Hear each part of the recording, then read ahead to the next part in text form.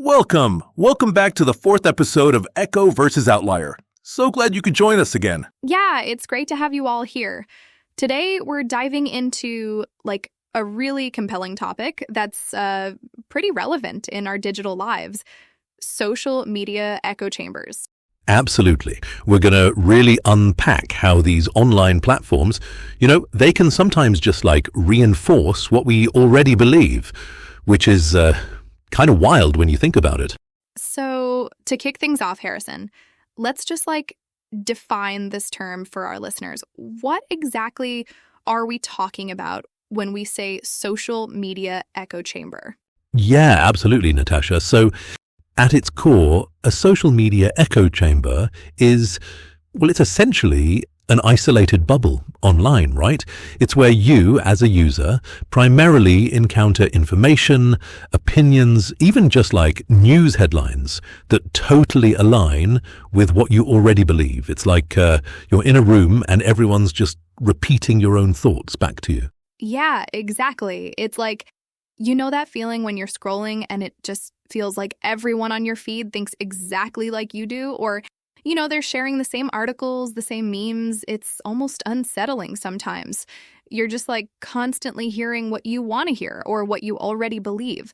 And it kind of makes you wonder, is there anything else out there? Totally. And you start to forget that there is anything else out there. It's not just that you're hearing your own thoughts. It's that you're not hearing anything else. You're just in this self-contained feedback loop. And it can be really, really subtle how it happens too. Yeah, exactly. And, it's that subtlety that's kind of spooky, right? Because you don't even realize it's happening. So I guess that leads us right into, how do these digital bubbles even form? What are the mechanisms behind it? Oh, man, there are a few big players here for sure. I mean, first and foremost, you've got to talk about algorithms.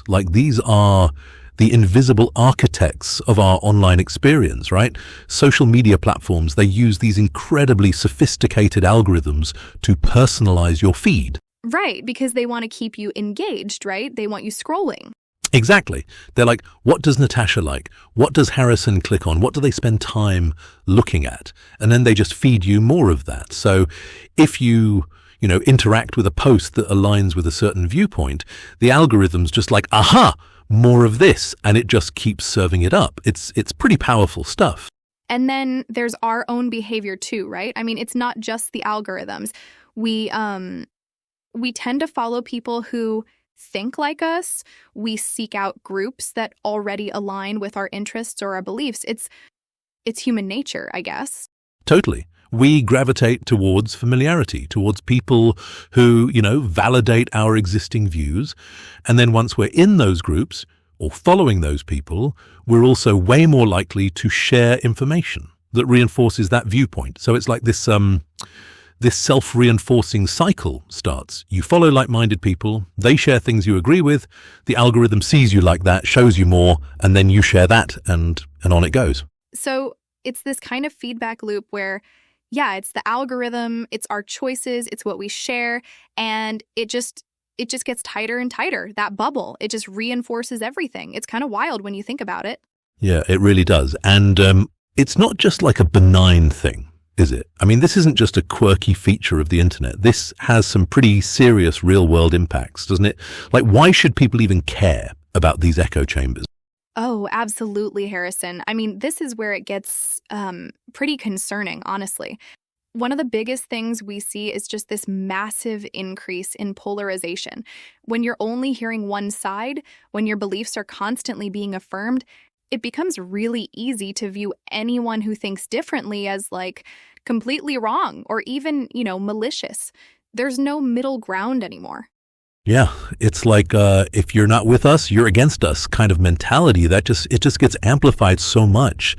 And I think too, it ties into the spread of misinformation, doesn't it? Because if everyone in your bubble already agrees, there's less incentive, less desire to critically evaluate what's being shared. Exactly. It's oh, my friend shared it and it confirms what I already believe, so it must be true. There's no fact checking, no questioning really. And that's incredibly dangerous because misinformation can just spread like wildfire in those environments. It's really easy to manipulate people when they're not getting diverse perspectives. And that kind of leads us to like a decreased capacity for critical thinking, right? Because you're just not flexing that muscle. You're not challenged. So you just take things at face value. And then I think another huge thing is just a loss of empathy. When you don't hear other viewpoints or you only hear them framed negatively, it's really hard to understand where someone else is coming from. For sure. It's like these bubbles can really distort reality, can't they? You start to believe that your experience or your group's experience is the only valid one, or that the majority of people think exactly like you do. And that just completely hinders any kind of constructive dialogue. I mean, how can we solve problems or, discuss complex issues if we're not even engaging with different ideas? It's just shouting past each other. Totally. You just get stuck in these feedback loops and it feels like everyone on the other side is just like completely irrational. And it's like, well, maybe if we actually heard what they were saying or if they heard what we were saying, there'd be some common ground, but the echo chamber just prevents that. It's a real barrier to like societal progress, I think. Hearing us talk about all this, it just makes me think. I mean, have you ever like personally felt yourself in one of these bubbles, Natasha? Because I definitely have. It's almost insidious how it happened. Oh, absolutely, Harrison, like all the time, to be honest. I mean, especially if you think about like certain political topics or even just news consumption. I remember a period where I was really trying to follow a specific news story, and I realized I was only seeing articles from sources that leaned one way, and, my social media feed was just filled with people sharing those same articles. And it felt like everyone agreed, like there was no other side to the story.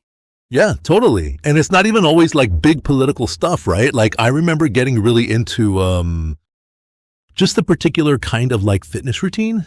And then suddenly my entire Instagram feed, my YouTube recommendations, it was all just like that specific routine.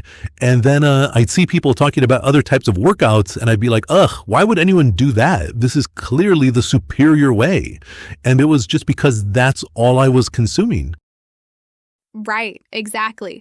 It's like you become an accidental expert, but only in your very narrow lane. I also found it with like parenting groups online, believe it or not. You join a group for support, which is great, but then certain methods or certain philosophies just become the unquestioned norm.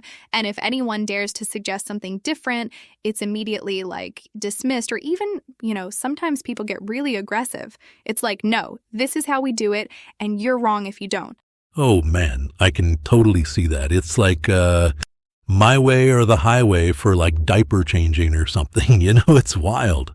Yeah, pretty much. And it's just so easy to fall into because you're looking for connection, right? You're looking for like-minded people. And then the algorithms they just take that and run with it, reinforcing it constantly. You don't even realize you're missing out on like a whole world of other perspectives until you step back. For sure. It's almost like you seek out a comforting bubble and then that bubble just gets like thicker and thicker around you and you don't even notice the walls closing in until suddenly you're like, wait, is this all there is? Yeah, exactly. So the big question, I guess, Harrison, is like, how do we even start to, poke a hole in that bubble or like step outside of it once we realize we're in one?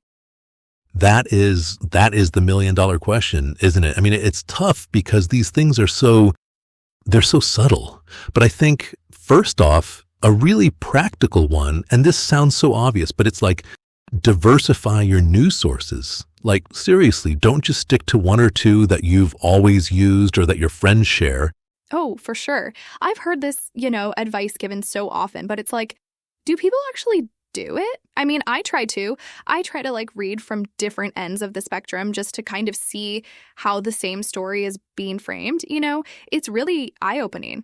It really is. And it's not even just like news organizations. It's, if you're getting all your information from like specific influencers on TikTok or YouTube, maybe go like check out someone else who talks about that topic from a completely different angle, even if it's uncomfortable at first.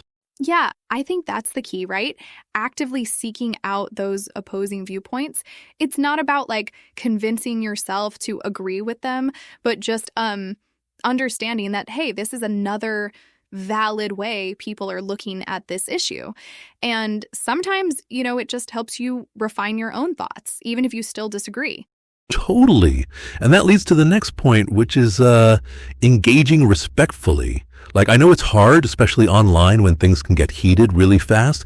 But if you do come across someone with a different opinion, instead of like immediately dismissing them or getting into a shouting match, maybe try to ask like, hey, can you explain why you feel that way? Or Oh, that's such a good point, Harrison, because, the goal isn't necessarily to like change their mind or even yours, but just to understand. And I think that's where empathy really comes in. It's like, okay, this person has a different lived experience or different information, and that's why they see things this way. And you can learn so much from that.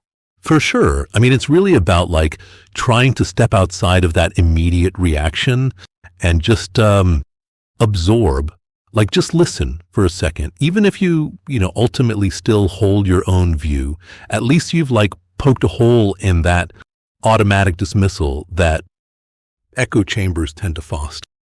Yeah, absolutely. And I think that's such a crucial takeaway from today's discussion, right? That understanding what echo chambers are, how they form, and then actively, engaging with a bit more media literacy and critical thinking, it's just so vital in today's digital landscape. Yeah, it really is. I mean, it's not about avoiding online communities because those are great, but it's about like being aware of how they can shape your perspective and then, intentionally seeking out things that challenge it a little bit. It's a constant effort, I think. It really is. And it's been such a fascinating conversation, Harrison. Thank you so much for breaking all this down with me. And of course, to all of you tuning in, thank you for joining us on Echo versus Outlier.